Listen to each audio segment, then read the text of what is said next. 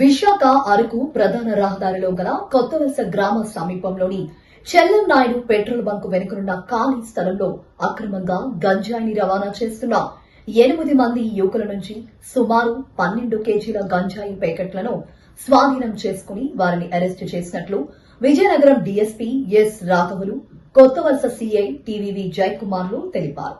ఈ మేరకు కొత్తవలస పోలీస్ స్టేషన్లో సోమవారం నిర్వహించిన మీడియా సమావేశంలో వారు వివరాలను వెల్లడించారు.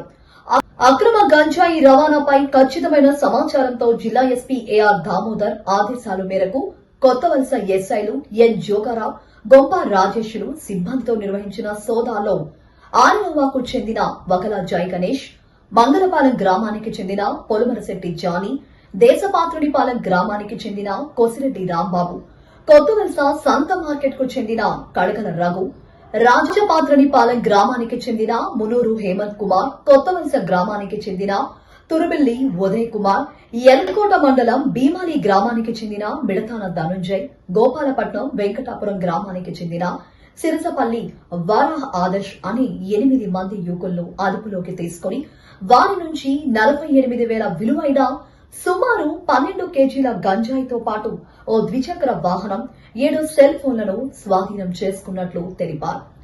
ఒరిస్సా రాష్ట్రంలోని మారుమూల ప్రాంతాల నుంచి ఇక్కడకు గంజాయి రవాణా చేసినట్లు ప్రాథమిక విచారణలో తెలిసిందన్నారు.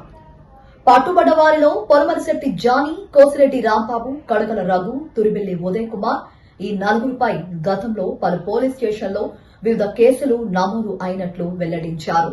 దర్యాప్తు ముమ్మరం చేసి మరిన్ని వివరాలను రాబట్టేందుకు కృషి చేస్తున్నామని స్పష్టం చేశారు.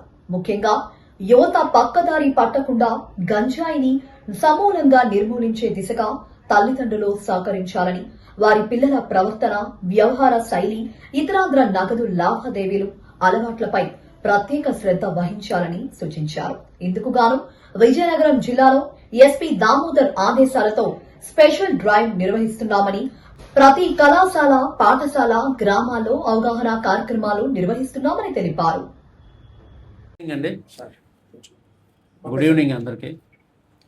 మనకి ఈ గంజాయిని ఎట్టి సంకల్పంలో యువతలో అలవాటును తగ్గించాలని, అక్రమ రవాణా కానీ లేకపోతే వినియోగాన్ని కానీ పూర్తిగా నివారించాలని మా ఎస్పీ ఏఆర్ దామోదర్ గారి ఉత్తర్వుల మేరకు వీళ్ళ మీద గట్టి నిఘా పెట్టడమైంది.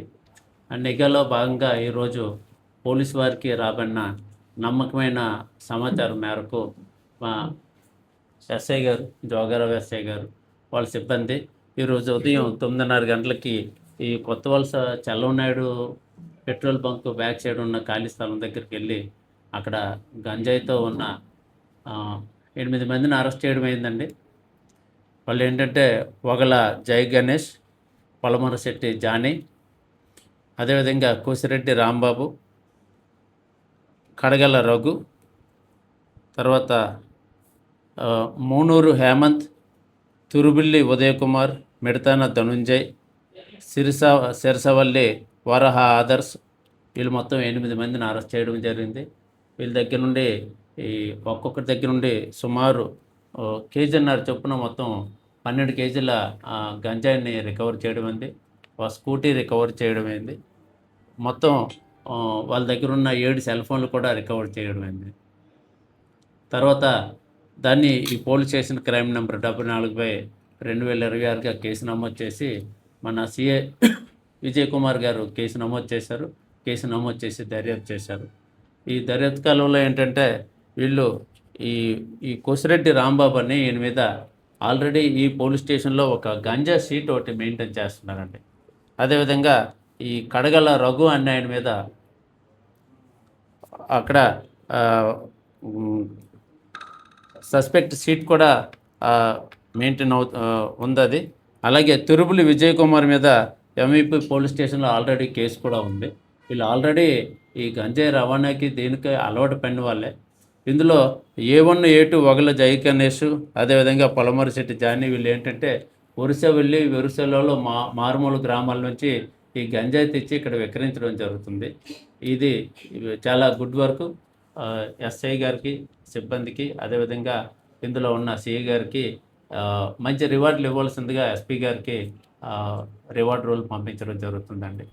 ఈ ప్రజలందరూ తల్లిదండ్రులు కానీ పిల్లల్ని ఇలా విచ్చలవిడిగా విడిచిపెడితే వాళ్ళు ఇటువంటి చెడు వ్యసనాలకి అలవాటు పడిపోయి సమాజం మొత్తం, యువత మొత్తం ఆ, పాడైపోయే అవకాశం ఉంటుంది, మొత్తం చెడిపోయే అవకాశం ఉంటుంది. కాబట్టి తల్లిదండ్రులు అందరూ గమనించి ఇటువంటి వాటిని ప్రోత్సహించకుండా ఎప్పటికప్పుడు జాగ్రత్తలు తీసుకోవాలి. అదేవిధంగా ప్రజలు కూడాను మాకు సమాచారం ఇస్తే సమాచారం ఇచ్చిన వారి వివరాలు గోప్యంగా ఉంచడమే కాకుండా వాళ్ళకి రివార్డు కూడా ఇస్తాము. తద్వారా గంజాయిని మన సమాజం నుండి పూర్తిగా తరిమి కొట్టడానికి అవకాశం కల్పించిన వారు అవుతారండి. Thank you.